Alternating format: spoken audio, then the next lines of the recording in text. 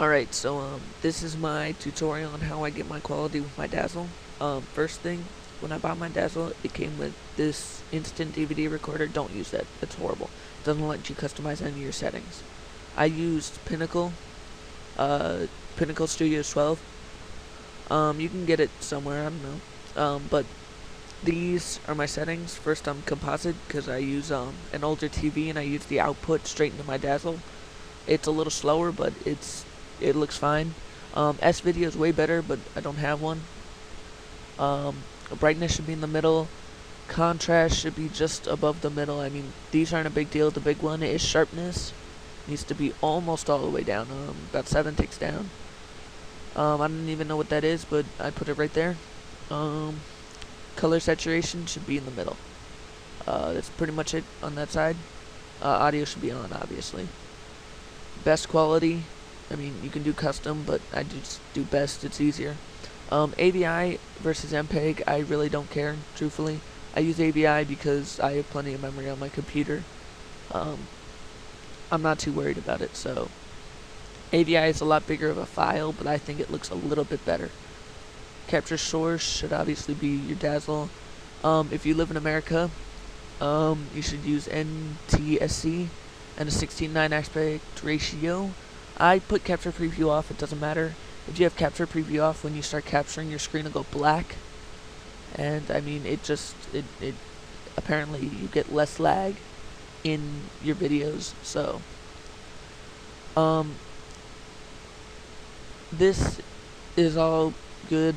That you shouldn't have to mess with any of that. And this should all be good.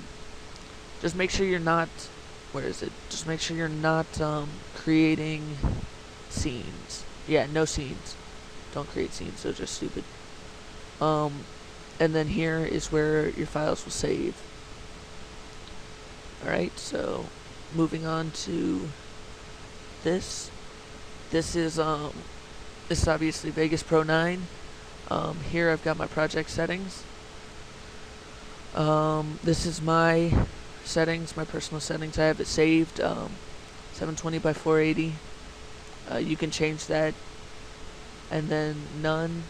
Pixel ratio should be widescreen S-tag. And NTSC, I don't know if that's actually a word. Output should be 0, you don't want it upside down. This is the best frame rate. That's what Call of Duty outputs in, so probably use that. Obviously best, Gajan, blend fields, and then where it's going to save your pre-rendered files. And then start all projects with these settings. Audio, that's pretty much good. I don't think I've touched that. And then that's all good. Okay, I want to apply. Okay. Now, the next thing is, if you look carefully, you can see that there's a black bar down here.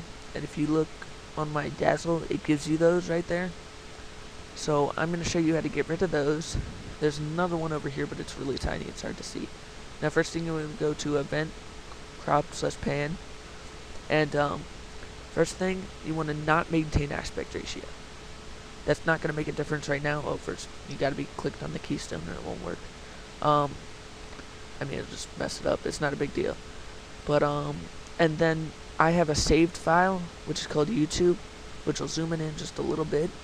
And you won't have any of the black bars.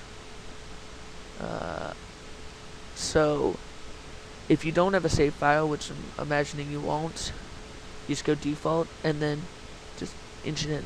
That's all I did. That's pretty much what that saved is. So yeah, that's it for that. Then if you're outputting in 30 frames per second, you'll get something called ghosting.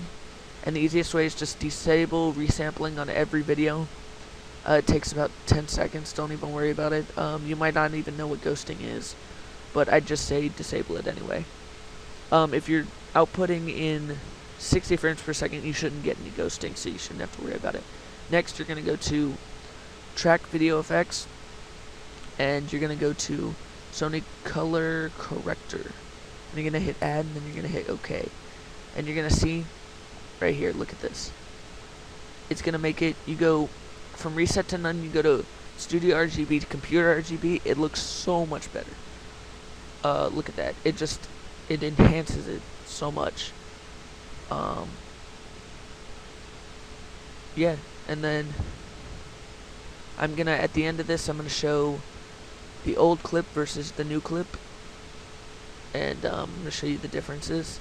And next, if you're gonna re-rendering it, which obviously you should be, you're gonna want to make a file.